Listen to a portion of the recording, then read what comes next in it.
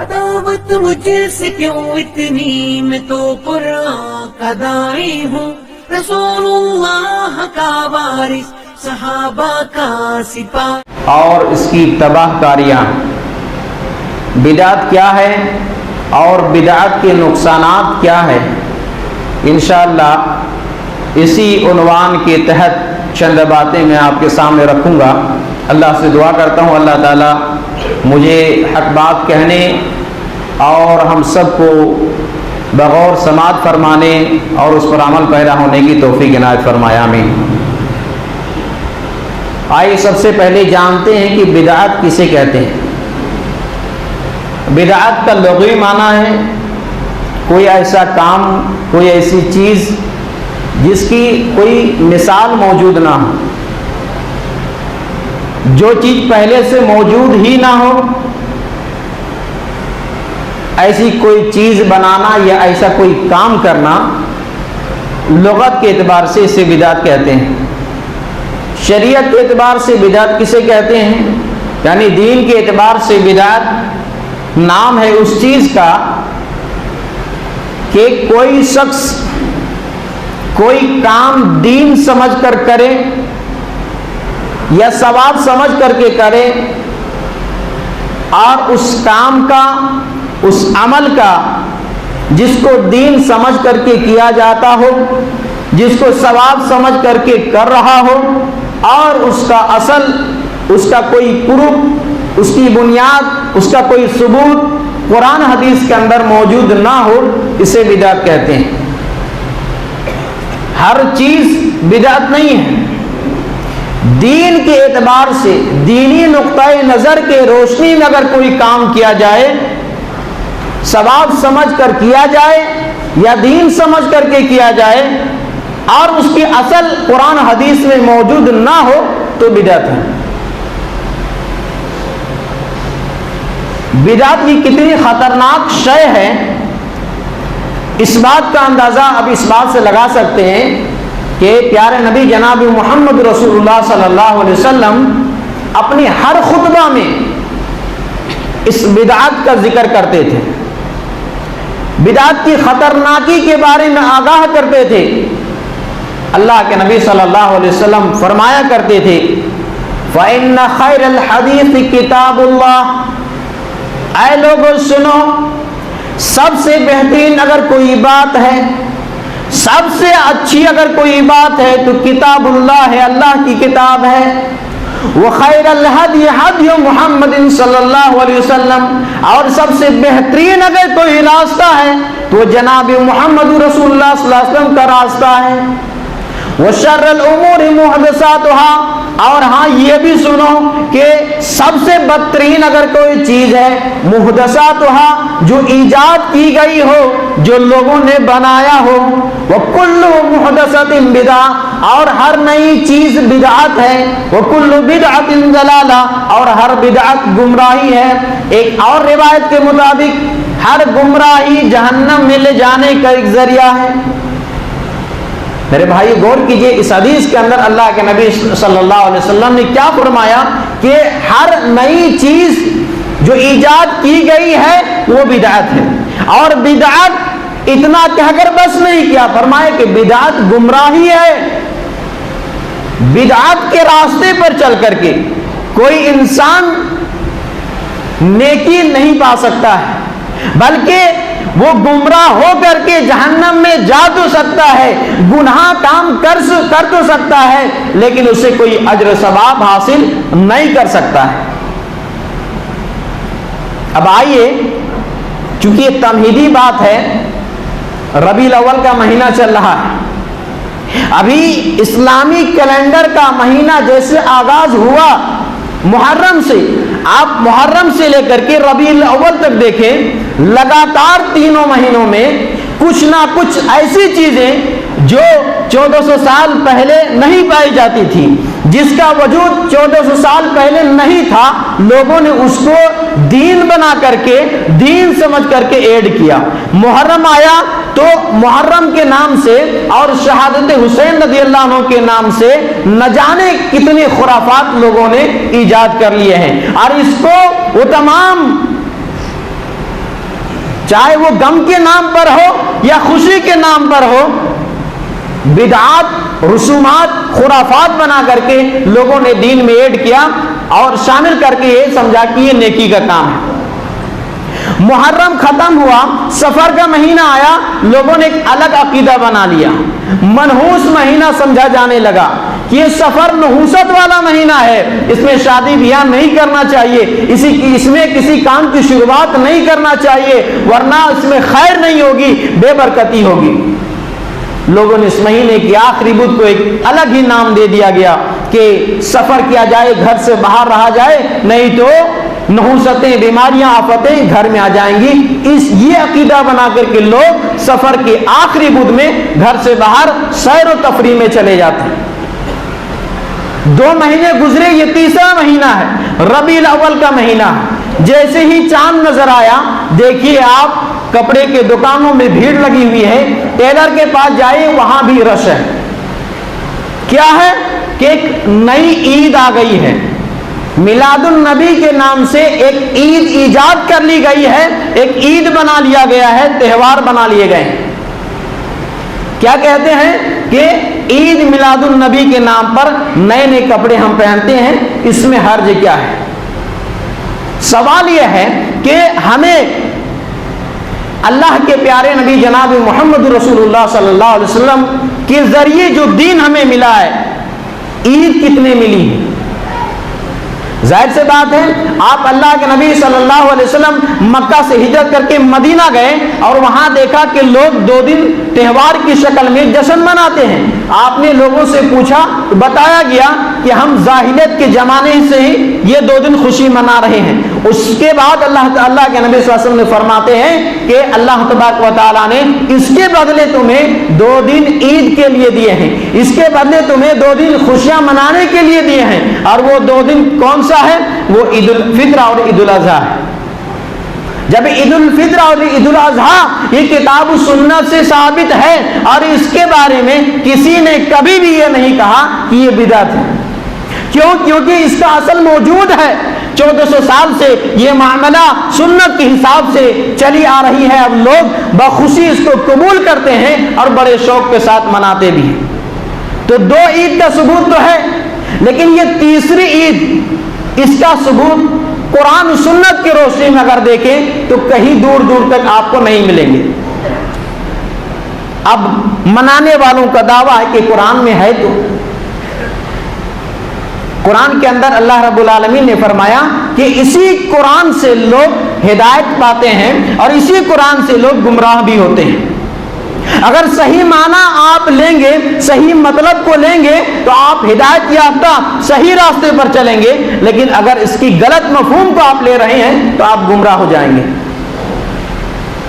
اچھا، قرآن سے یہ ثابت کرتے ہیں کہ عید میلاد النبی منانا قرآن سے ثابت ہے۔ میرا سوال یہ ہے، اگر قرآن میں موجود ہے تو قرآن مقدس، قرآن مجید جس ہستی پر نازل ہوا جناب محمد رسول اللہ صلی اللہ علیہ وسلم پر، تو نعوذ باللہ کیا آپ کو معلوم نہیں تھا؟ صحابہ کرام کی موجودگی میں قرآن کا نزول ہوا، تو کیا صحابہ کرام کو اس کا علم نہیں ہوا؟ صحابہ کرام نے اس دن کیوں نہیں منایا؟ جشن کیوں نہیں منایا؟ کیا ہم سے وہ کم محبت کرنے والے تھے؟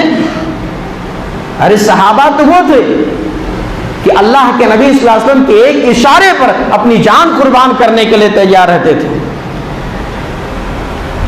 میرے بھائیوں، یہ آپ دیکھیں تو 3ری صدی تک، نبی صلی اللہ علیہ وسلم کے گزرنے کے 3ری صدی تک عید میلاد النبی کا کوئی ذکر نہیں ملتا ہے۔ 4تھی صدی میں ایک عبید رافضی نامی ایک شخص نے اس کا ایجاد کیا ہے، اور اس کے بعد بھی یہ معاملہ ٹھنڈے بستے میں تھا۔ 625 عیسوی میں عراق کے ایک شہر اربل کے اندر سلطان صلاح الدین ایوبی کی بہنوئی ملک مظفر ابو سعید کوکبوری نے اس کام کو انجام دیا ہے، اس کو پروان چڑھایا ہے، اور اس وقت جس نے اس کام کو جائز ٹھہرانے کے لیے فتویٰ دیا، حافظ ابن حجر اسقلانی رحمۃ اللہ علیہ لسان المیزان کے اندر لکھتے ہیں ابن النجار کے حوالے سے کہ یہ شخص جھوٹا تھا اور اس کے جھوٹ ہونے پر سب متفق تھے۔ اب بتائیے کہ جس نے ایجاد کیا وہ رافضی تھا، جس نے اس کو پرموٹ کیا وہ جھوٹا تھا، اور اس سے پہلے عید میلاد النبی کا کوئی تصور نہیں تھا، تو وہ دین کیسے ہو سکتا ہے؟ وہ عید کیسے ہو سکتی ہے؟ لوگ آج اس کے نام پر چونکہ آگے ایک چور دروازہ کھولنا ہے، اپنا برتھ ڈے کیسے منائیں، اپنے بچوں کا جنم دن کیسے منائیں، یہاں سے لوگ ثبوت دیتے ہیں کہ لوگ پوری دنیا میں عید میلاد النبی منا رہے ہیں، نبی صلی اللہ علیہ وسلم کے جشن جنم دن کا جشن منا رہے ہیں، تو ہم اپنا برتھ ڈے منا لے، اپنے بچوں کا منا لے، تو اس میں حرج اور گناہ کیا ہے میرے بھائیوں؟ اس میں حرج ہے اور گناہ ہے کہ جو کام جو عمل 1400 سال پہلے نہیں تھا، نبی صلی اللہ علیہ وسلم کے زمانے میں نہیں تھا، وہ قیامت تک وہ دین نہیں ہو سکتا ہے، اور جو کام اللہ کے نبی صلی اللہ علیہ وسلم کے زمانے میں ہوتا تھا، آپ نے پرمیشن دی ہے، آپ نے اجازت دی ہے، تو قیامت تک دین وہی ہے۔ اصل میں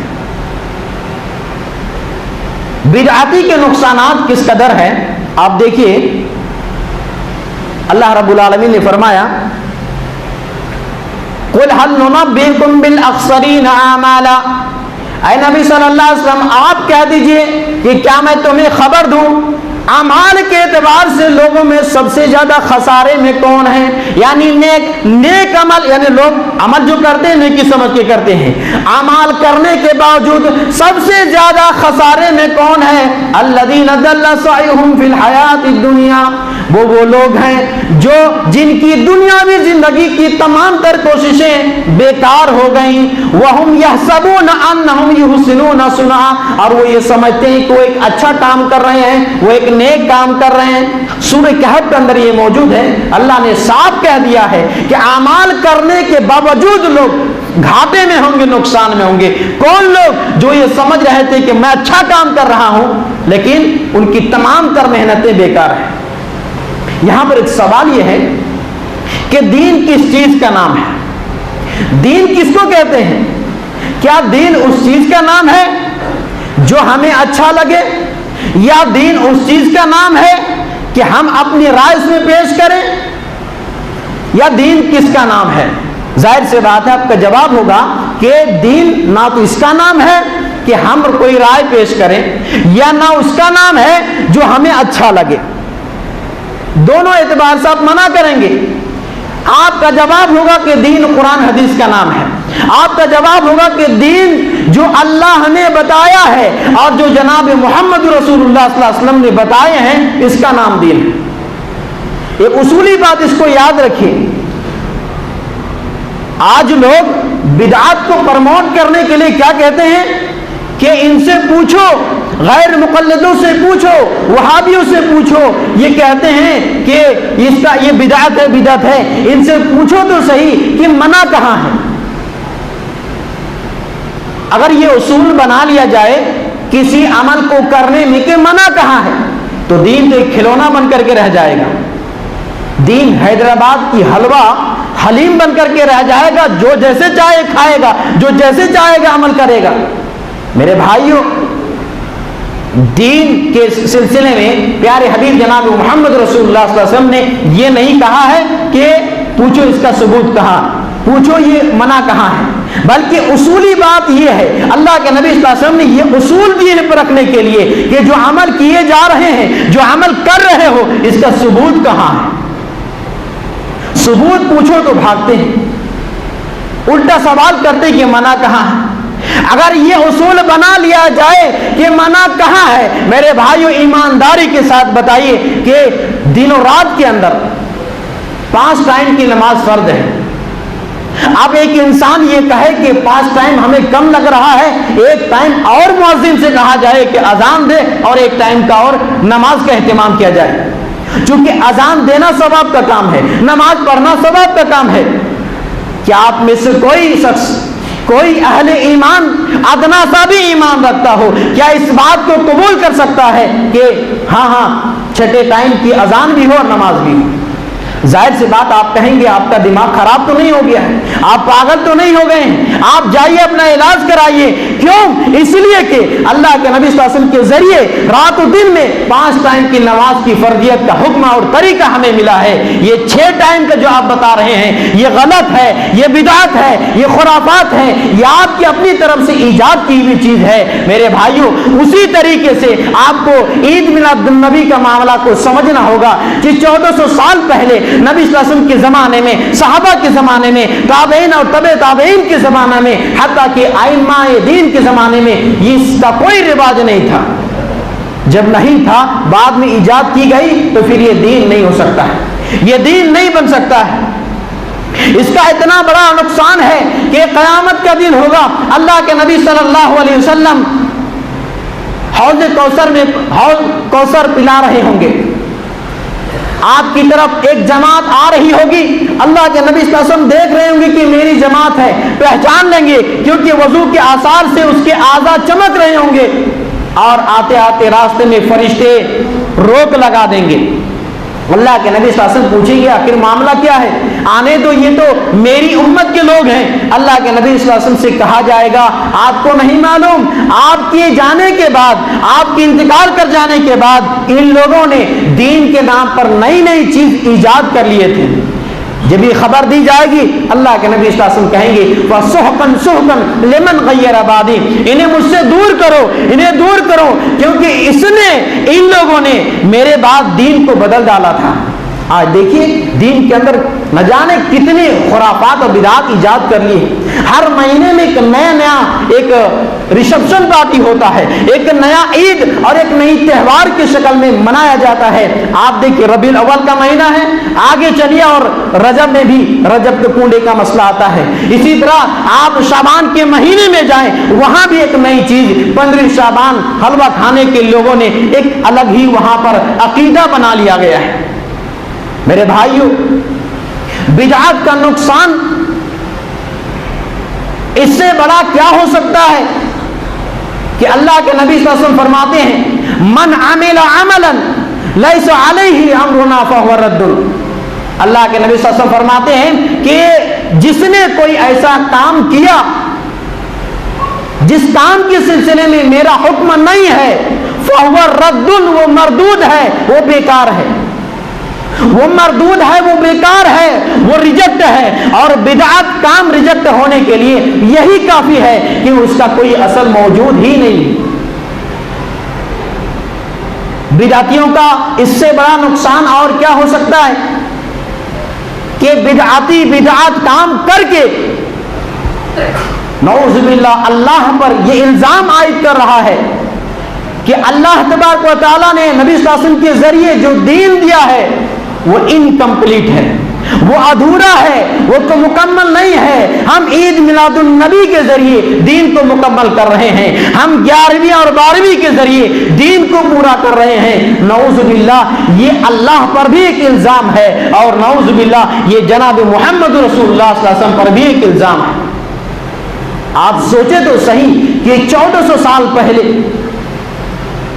اللہ کے نبی صلی اللہ علیہ وسلم کے اوپر قرآن مجید کی آیت نازل ہوتی ہے الیوم اکملت لکم دینکم واتممت علیکم نعمتی ورضیت لکم الاسلام دینا.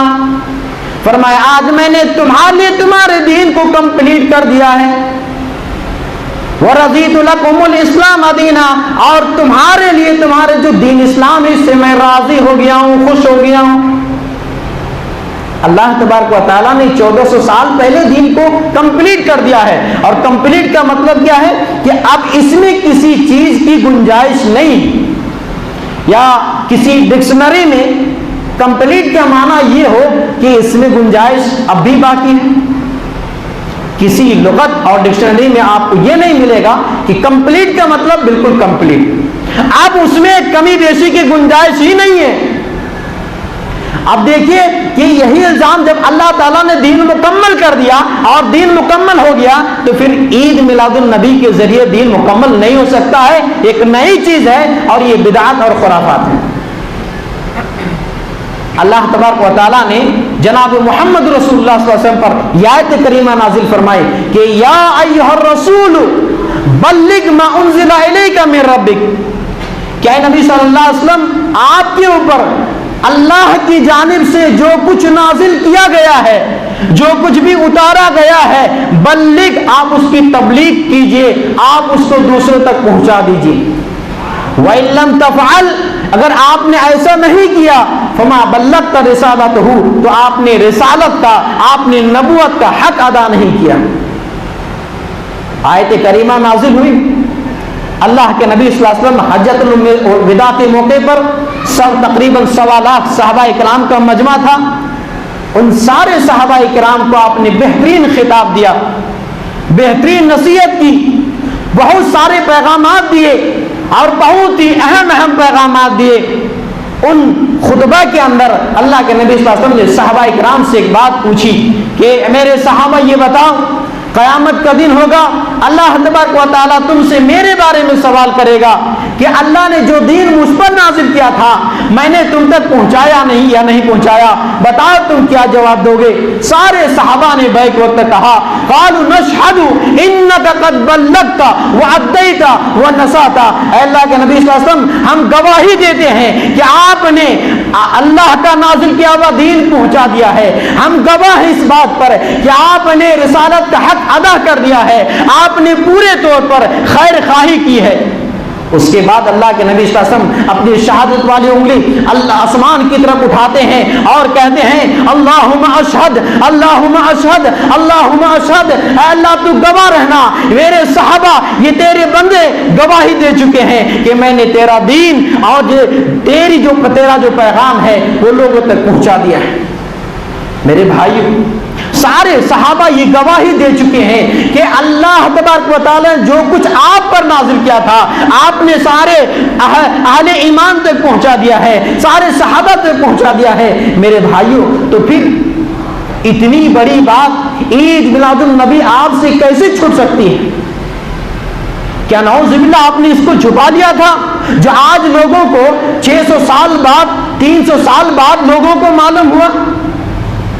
मेरे भाइयों, ये एक इल्जाम है जनाब मोहम्मद रसूलुल्लाह सल्लल्लाहु अलैहि वसल्लम पर। अगर हम ये सोचते हैं, हम ये कहते हैं कि दीन इनकम्प्लीट है, दीन मुकम्मल नहीं हुआ है या नबी सल्लल्लाहु अलैहि वसल्लम ने नहीं बताए हैं, तो ये अल्लाह के नबी सल्लल्लाहु अलैहि वसल्लम पर भी एक इल्जाम है। मेरे भाइयों, कयामत के दिन बिदअतियों का इससे बड़ा नुकसान और क्या हो सकता है कि अल्लाह तबारक व तआला ने कुरान के अंदर आयत नाजिल फरमाई है कि लोग दुनिया के अंदर बहुत सारे आमाल किए होंगे, दुनिया के अंदर आमाल कर करके थक चुके होंगे। कयामत का दिन होगा, अल्लाह तबारक व तआला का हुक्म होगा, आमिलतुन नासिबा तस्ला नारन हामिया, फरिश्तों को हुक्म दिया जाएगा कि जो गैर सबूत काम पर, जिसका कुरान हदीस के अंदर कोई वजूद नहीं था, ऐसे काम करके अपने आप को थकाया होगा, अल्लाह का हुक्म होगा तस्लन नारन हामिया, फरिश्तों इन्हें दहकती हुई भड़कती हुई आग के अंदर छोड़ दो। मेरे भाइयों, बिदअती का इससे बड़ा नुकसान क्या होगा कि अल्लाह तबारक व तआला का हुक्म होगा और चुन चुन करके बिदअतियों को यह हुक्म दिया जाएगा कि इन्हें जहन्नम के अंदर फेंक दिया जाए। मेरे भाइयों, इसलिए हमें और आपको चाहिए कि हर वो काम जब हम करें, हम देखें, जांचें, परखें कि आया इसका सबूत कुरान हदीस के अंदर मौजूद है या नहीं। अगर मौजूद है तो अल्हम्दुलिल्लाह आप शौक से करें, और अगर मौजूद नहीं है तो फिर बाज आ जाए, मौजूद नहीं है तो फिर रुक जाए। यही इस्लाम का पैगाम है, यही कुरान का पैगाम है, यही हदीस का पैगाम है। मेरे भाइयों, मेरे ख्याल से बिदअत और इसकी तबाहकारियां जो मौजू मैंने इंतखाब किया था, इस ताल्लुक से जो बातें आपके दिल दिमाग में मुझे पहुंचाना चाहिए था, उम्मीद करता हूं कि वो बातें आप तक जा चुकी हों। आखिर में अल्लाह रब्बुल आलमीन से दुआ करता हूं कि अल्लाह ताला हम सबको हर किस्म की बिदअत खुराफात से बचने की तौफीक इनायत फरमा, हम सबको ज़्यादा से ज़्यादा सुन्नतों पर अमल करने की तौफीक इनायत फरमा। अल्लाह आमीन। जो बीमार है उनकी बीमारी को दूर फरमा, उन्हें शिफाई कामिला आजिला अता फरमा। जो परेशान है अल्लाह उनकी परेशानी को दूर फरमा। अल्लाह जो बे औलाद हैं उन्हें नेक औलाद अता फरमा। अल्लाह जिनके निकाह नहीं हुए हैं उन्हें सालिह जोड़ा नसीब फरमा। अल्लाह आमीन। जो परेशान है उनकी परेशानी को दूर फरमा।